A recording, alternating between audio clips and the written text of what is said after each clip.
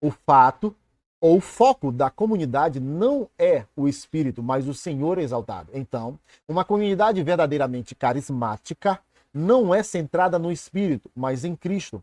Ela não olha para si mesma, nem mesmo para o movimento do Espírito Santo em seu meio, mas para Jesus, que é exaltado acima de tudo. Muito bem, meus queridos irmãos, a paz do Senhor. Agora nós vamos para o terceiro vídeo dessa série de 3 vídeos apresentando sobre esta teologia, este livro, Teologia Sistemática, uma perspectiva pentecostal, do autor J. Rodman Williams, tá bom? Pela editora Vida, tá bom? Vamos lá.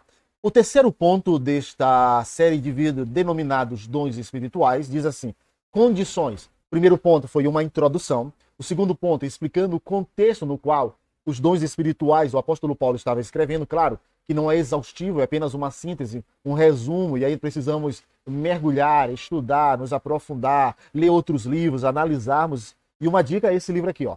Muito bom. Muito bem. Condições. Passemos agora a uma consideração sobre as condições necessárias aos dons do Espírito Santo.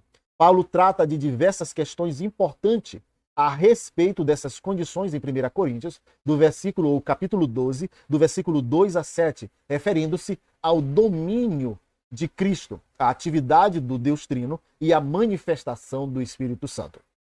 Letra A, o domínio de Cristo. Então, essas condições, elas vão estar divididas em 3 tópicos. A letra A, que é o domínio de Cristo, a letra B, o Deus Triuno, e a letra C, a manifestação do Espírito Santo. Vamos lá. Letra A, o domínio de Cristo. Por trás da operação dos dons espirituais está o domínio de Jesus Cristo, embora os carismatas sejam pneumáticos, logo, operações do Espírito, todos eles derivam de Jesus. O Senhor exaltado é pelo seu domínio, reconhecido e afirmado, que os dons espirituais se tornam uma realidade. Acompanhando Paulo em 1 Coríntios capítulo 12, vemos nos versículos 2 e 3 que, após a referência ao passado pagão dos coríntios, quando eles foram levados, abre aspas, a todos os ídolos mudos, fecha aspas, e em seguida aqueles que lançam uma anátema sobre Jesus, Paulo diz: ninguém pode dizer Jesus é Senhor a não ser pelo Espírito ou no Espírito Santo. É óbvio que essa declaração sobre Jesus é muito mais que uma afirmação verbal que qualquer um poderia proferir. Paulo antes está enfatizando que o domínio de Jesus pode ser genuinamente reconhecido e afirmado somente no Espírito Santo, ou seja, pelos que agem na esfera do Espírito Santo. Jesus, o Senhor exaltado, é quem derrama o Espírito Santo. Assim, somente e por esse Espírito que ele concede, pode-se proclamar verdadeiramente seu domínio, de modo significativo. Em relação aos carismatas espirituais, Paulo fala do domínio de Jesus antes da descrição dos dons. Isso serve para salientar o importante fato de que os que afirmam e continuam a afirmar no Espírito que Jesus é Senhor, que... aqui me encontrar... são aqueles a quem o Espírito distribui os dons. O fato ou o foco da comunidade não é o Espírito, mas o Senhor exaltado. Então, uma comunidade verdadeiramente carismática não é centrada no Espírito, mas em Cristo. Ela não olha para si mesma, nem mesmo para o movimento do Espírito Santo em seu meio, mas para Jesus, que é exaltado acima de tudo. E isso é uma verdade, irmãos, que nós precisamos entender. Há uma supervalorização nos dons espirituais, ao ponto que a liturgia de algumas igrejas estão voltada exclusivamente para os dons. Como, por exemplo, tem que acontecer curas, tem que acontecer profecias, tem que acontecer revelação. Então, muitas vezes, o foco principal não é o Senhor e Salvador, aquele a quem todo olho, todo joelho e todos aqueles devem se dobrar. É por intermédio dele que o Deus Pai é glorificado, que o Deus Espírito Santo é reconhecido como uma divindade, a terceira pessoa da Trindade. Então, na proporção que os dons espirituais se manifestam, a pessoa que deve ser glorificada, ou melhor dizendo, a ideia tudo, querido, é voltado para Jesus.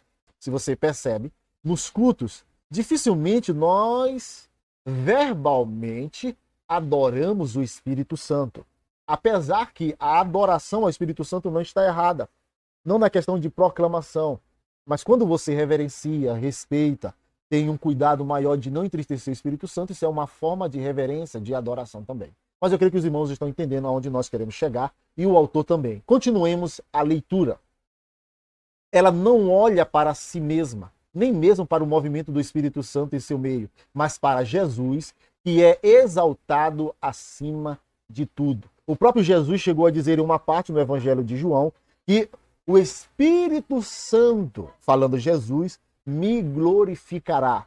E através dos dons espirituais, irmãos, o Espírito Santo, ou melhor dizendo, Jesus é glorificado. O importante nessa conjuntura é que no contínuo reconhecimento de que Jesus é Senhor, portanto, agora, e sendo aclamado como tal, ele age no seu espírito para multiplicar os dons. Consequentemente, quando as pessoas se reúnem no espírito para adorar a Jesus como Senhor, para reconhecer a sua total soberania sobre a sua vida e para se oferecer em confiança e obediência, Jesus age entre elas.